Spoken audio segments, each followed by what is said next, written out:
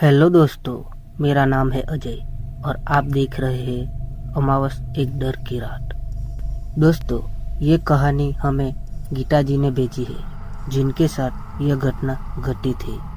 हम ये कहानी उन्हीं के दृष्टिकोण से सुनेंगे।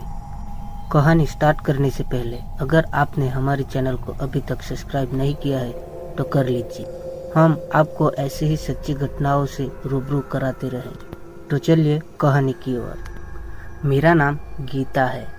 मैं अपनी आप बेटी आप लोगों के साथ शेयर कर रही हूँ। कहते हैं आत्मा, भूत प्रेत, पिशाच, डायन जैसी कोई चीज़ नहीं होती। यह तो बस इंसान की दिमाग का वहम होता है। लेकिन यह बात भी सच है कि जब तक इन सब चीज़ों से सामना ना हो तब तक इन पर विश्वास करना वैसे भी बहुत कठिन होता है। यह बात साल 2002 की है।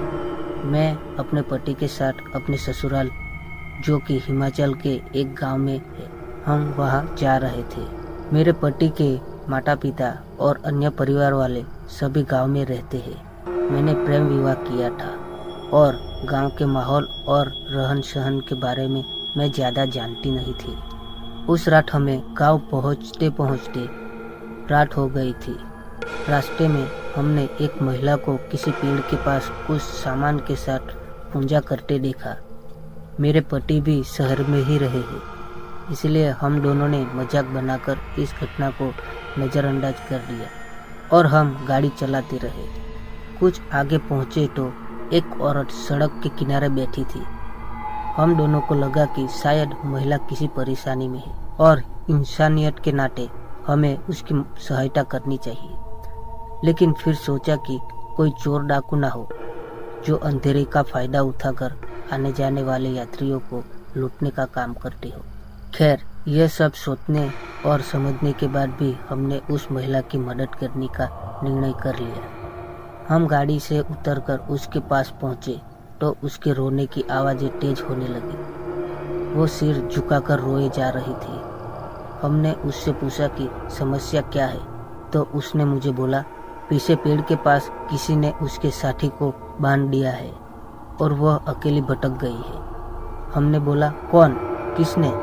तो वो कहने लगी, हम उसके साथ चले और उसकी साथी को छुड़ा दें। हमने बोला, पुलिस को फ़ोन कर देते हैं। तो उसका उत्तर सुनकर हम अचंभित हो गए। उसने कहा, पुलिस क्या कर सकती है मरने के बाद?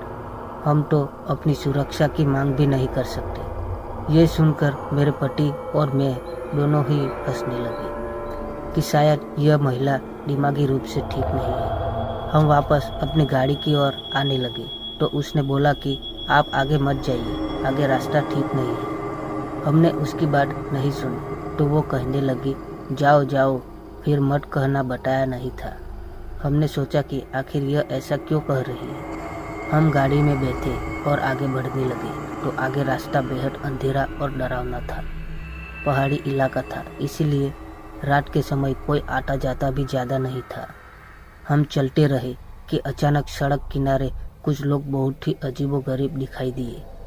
तभी हमारी गाड़ी भी अचानक खराब हो गई और वह सभी हमारी तरफ बढ़ने लगे। अचानक हमने देखा कि जिस औरत को हम पीछे छोड़कर आए थे वो हमारी गाड़ी के पीछे वाली सीट पर बैठी है और हमें गाड़ी दोबारा स्टार्ट करने के लिए कह रही है। पहले तो हम डर गए, लेकिन कुछ भयानक चेहरे वाले लोग जो हमारे पास आ रहे थे उन्हें देखकर ज़्यादा डर लग रहा था।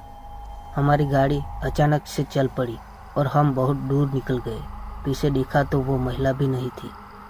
हम दोनों आज तक यह सोचते हैं कि उस रात आखिर हुआ क्या था। क्या वो बस एक डरावना सपना था? उस रात की घटना को आज 8 साल बीत गए हैं। उस घटना को आज भी हम याद करते हैं तो हमारा शरीर सुन्न पड़ जाता है। सो दोस्तों, आज की कहानी में बस इतना ही।